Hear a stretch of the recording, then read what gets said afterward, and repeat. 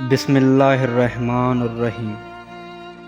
حضرت علی نے فرمایا، اگر تم اس وقت مسکرا سکتے ہو جب تم پوری طرح ٹوٹ چکے ہو تو یقین جانو دنیا میں تمہیں کوئی نہیں توڑ سکتا۔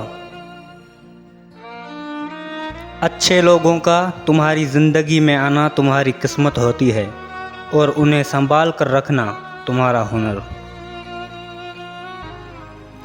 لوگوں سے یاد کرنے کا شکوہ مت کر، کیونکہ جو انسان اپنے رب کو بھول سکتا ہے وہ کسی کو بھی بھول سکتا ہے۔ دوست کے ساتھ اس نمک کی طرح رہو جو کھانے میں دکھائی نہیں دیتا لیکن اگر نہ ہو تو اس کی کمی بہت محسوس ہوتی ہے۔ دوستی کا بھرم وہ لوگ ہی رکھ سکتے ہیں جن کے اندر سمندر جتنا دل ہوتا ہے۔ جب طاقت زیادہ ہو جاتی ہے تو خواہش بہت کم ہو جاتی ہے۔ اپنا سر اونچا رکھو کہ تم کسی سے ڈرتے نہیں، لیکن اپنی نگاہیں نیچے رکھو تاکہ پتہ چلے کہ تم ایک باعزت گھرانے سے تعلق رکھتے ہو۔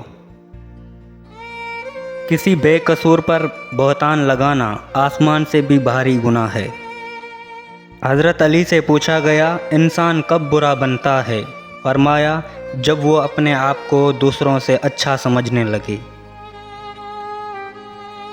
جو تمہیں خوشی میں یاد آئے تو سمجھو تم اسے محبت کرتے ہو، اور جو تمہیں غم میں یاد آئے تو سمجھو وہ تم سے محبت کرتا ہے۔ حضرت علی نے فرمایا، انسان زندگی میں مایوس ہو تو کامیابی بھی ناکامی نظر آنے لگتی ہے۔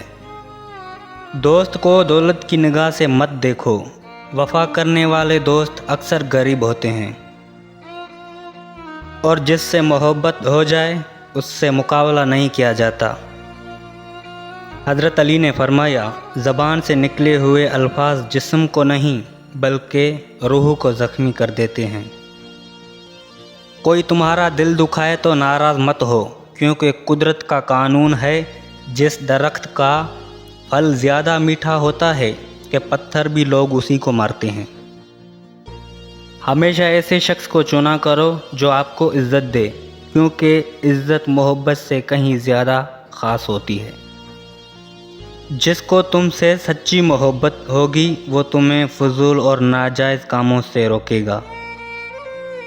ایک درد بھری رات اللہ کے روبرو بیٹھ کر گزار دی جائے تو زندگی کی باقی راتیں جاگ کر گزارنی نہیں پڑتی۔